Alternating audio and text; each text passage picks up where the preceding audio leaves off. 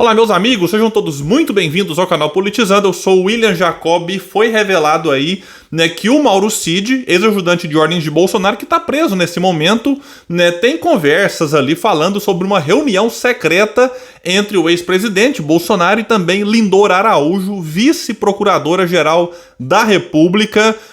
Falarei também aqui da Simone Tebet, lembrando que isso aqui é grave, hein? Isso aqui não é, mas o que tem a ver você não revelar o encontro? Tem coisa importante a gente refletir. E falarei também da Simone Tebet, que é ministra do Planejamento. Ela trouxe uma fala, na minha opinião, lamentável a respeito do arcabouço fiscal, falando de corte de gastos pro ano que vem. E quando se fala em corte de gastos, pessoal, entendam, tá falando aí de alguma coisa que vai prejudicar justamente quem mais precisa. Mas antes de falar sobre isso, quero pedir a sua ajuda. Chegou no canal, viu que não tá inscrito? Se puder, se inscreva, ativa o sininho das notificações, deixa like se gostar do vídeo, se não gostar, manda o dislike, comenta, compartilha. Tudo isso é muito importante para que esse nosso trabalho chegue mais longe e mais pessoas elas venham para cá, porque aqui nós lutamos por um Brasil melhor. Então é o seguinte, foi revelado aí que uma das reuniões secretas que o ex-presidente Bolsonaro teve, que inclusive foi com a Lindor Araújo, vice-procuradora-geral da República, ocorreu em um dos momentos mais letais da pandemia do coronavírus. A reunião foi no dia 26 de março de 2021. O registro está nas mensagens do celular do tenente-coronel Mauro Cid, e foram analisadas aqui pela Polícia Federal. Esse celular do Mauro Cid, olha, ainda vai comprometer muita gente. Toda semana sai algo novo relacionado aí a alguma informação, alguma coisa que realmente compromete o ex-presidente. O Bolsonaro, então, tinha o hábito de se encontrar fora da agenda com Lindor Araújo desde 2020, após o deputado federal, Alberto Fraga, na época amigo de Bolsonaro, apresentar os dois. Bolsonaro chegou a prometer, diz aqui uma coluna, num desses encontros, nomear Lindora para PGR, Ela era vice, então prometeu, vou te subir aí de cargo. Mesmo sendo ela a pessoa designada na época pelo procurador-geral, Augusto Aras, a analisar pedidos de investigação criminal contra o então presidente. Então aqui nós temos muitas coisas graves.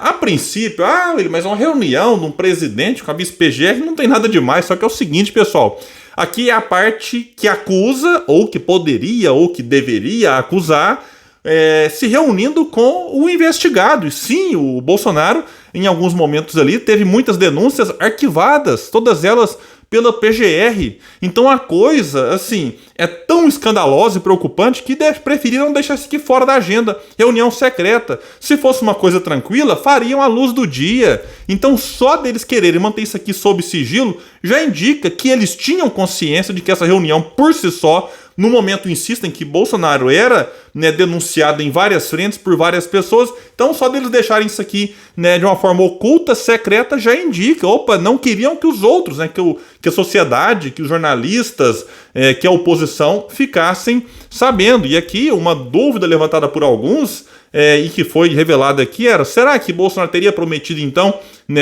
alguma coisa para ela, para que em troca ela fosse arquivando as coisas? Segundo disse aqui o colunista, sim, numa dessas conversas Bolsonaro chegou a prometer para ela a PGR. Então é algo realmente lamentável. Durante o governo anterior, o que nós vimos foi uma PGR que, na minha opinião, teve uma atuação conivente com muitos dos crimes, vamos chamar de supostamente praticados por Bolsonaro durante a pandemia. E essa reunião aqui, num momento grave em que morreu milhares de pessoas, é realmente preocupante. E vamos ver o que vai acontecer, mas de todo jeito aqui vai dizer que atualmente a vice-PGR é responsável por acompanhar o inquérito que investiga Cid. Vejam só que coisa, ao longo do ano passado ela se manifestou diversas vezes ao STF pedindo anulação das provas obtidas com a quebra de sigilo telemático do ex-ajudante de ordens. E ela, a vice-PGR, já se manifestou diversas vezes de forma favorável a Bolsonaro. Em novembro do ano passado, ela pediu ao STF o arquivamento de 3 pedidos para investigar o ex-presidente. Já neste ano, ela opinou contra a busca e apreensão na residência de Michele e Bolsonaro no caso das carteiras de vacinação falsas, argumentando que o ex-presidente não necessariamente sabia da fraude cometida em seu nome. É muita inocência, Você achar que um ajudante de ordens faria uma coisa nessa envergadura aqui sem a autorização do seu chefe. O cara era ajudante de ordens. Na minha opinião, ele estava ao adulterar ou participar da adulteração do cartão de vacinas apenas cumprindo ordens. Não sei se vocês concordam comigo, vamos ver no que isso vai dar. E vamos falar aqui agora sobre Simone Tebet, ministra do Planejamento, que disse algo, na minha opinião, preocupante, para dizer o mínimo. Disse ela: o arcabouço fiscal ficou mais restritivo no que refere a gastos.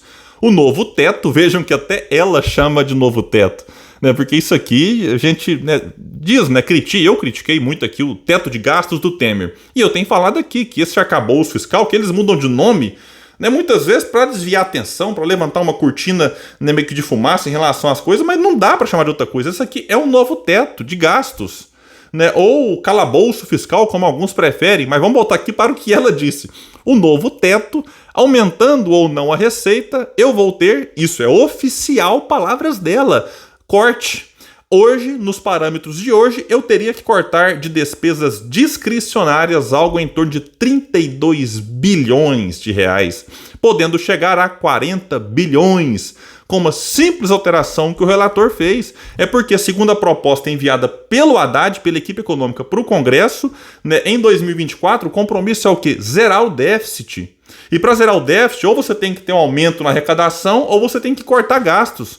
Com o aumento da arrecadação, você poderia? Claro, poderia, mas muitas vezes você tem que mexer com o interesse de alguns dos privilegiados que não querem ser incomodados, e eles têm seus tentáculos na grande mídia, enfim. Aí a outra alternativa é o quê? É você cortar gastos. Pois é, e aqui vai dizer ainda a matéria que, só explicando, despesas discricionárias são destinadas para investimentos e custeio da máquina pública.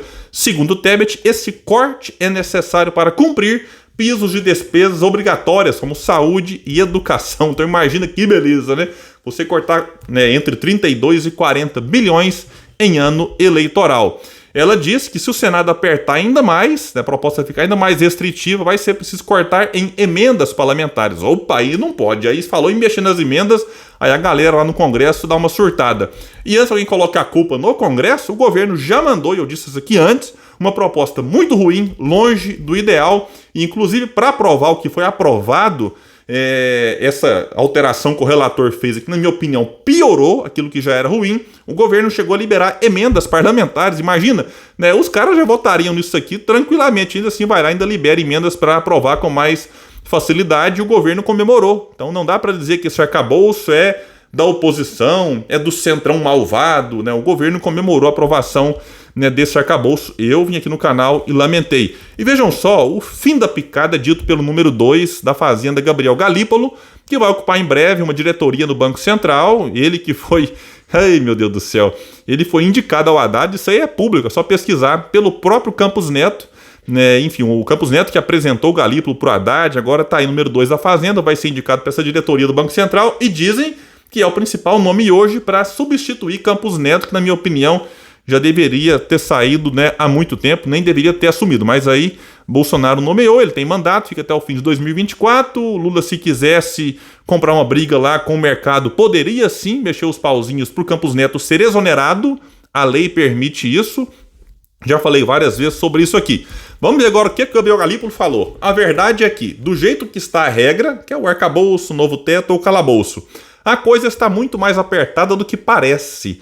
Isso vai vir à luz do sol rápido e as pessoas vão entender que o tema que vamos ter que enfrentar é outro. É se estamos dispostos a espremer, vejam bem, educação, saúde, que são prioritários para nosso país, afirmou. O problema é de outra natureza. De quão apertado e desafiador está esse orçamento. A nossa dificuldade vai ser, aqui o Globo ficou meio confuso, mas vou ler com calma. A nossa dificuldade vai ser parece que faltou alguma palavra aqui, os desafios da dor, vai ser 2023 para 2024 de todo jeito.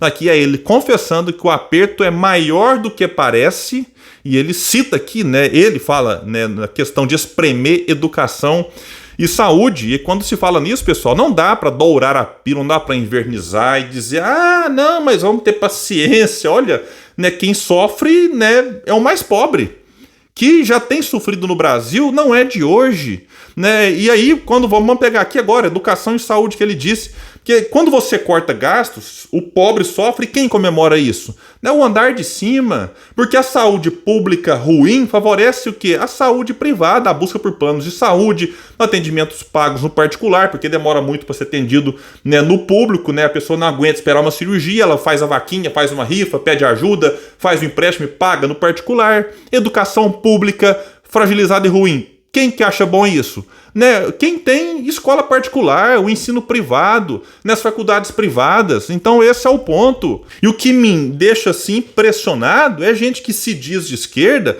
feliz com esse arcabouço. Olha, tudo bem, eu respeito quem está, enfim, animado, mas da minha parte fiquei contra a proposta inicial, mais contra ainda o que foi aprovado na Câmara. E, né, a gente observa que se fosse o Paulo Guedes falando isso que a Simone Tebet disse, né, boa parte da esquerda estaria o quê? Dando chilique nas redes sociais, revoltada, mas como é a Simone Tebet, é o Galípolo falando, aí preferem passar pano. Eu não. Tenho trazido aqui algumas críticas construtivas, porque, insisto, né, eu gostaria muito que esse governo desse certo, mas esse arcabouço fiscal, na minha opinião, vai dificultar muito a vida do próximo desse governo, e o meu medo é o que virá depois. Né, o que vai vir depois de 2026? E aí eu fecho esse vídeo com um tweet do Fred Crepe que reflete uma preocupação que eu tenho. Não sei se vocês estão preocupados, mas disse ele: uma coisa que ando pensando já tem um tempo. Acho que estamos assistindo aos últimos suspiros da nova república.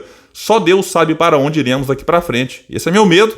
E a minha angústia é imaginar o que pode vir depois se, né, esse arcabouço de fato fizer aquilo que muitos temem, que é espremer saúde, educação e o povo ficar realmente ainda mais prejudicado. Pessoal, então é isso. Eu fico por aqui. Quem puder, compartilha esse vídeo. Bora trazer mais pessoas para cá, porque aqui nós lutamos por um Brasil melhor.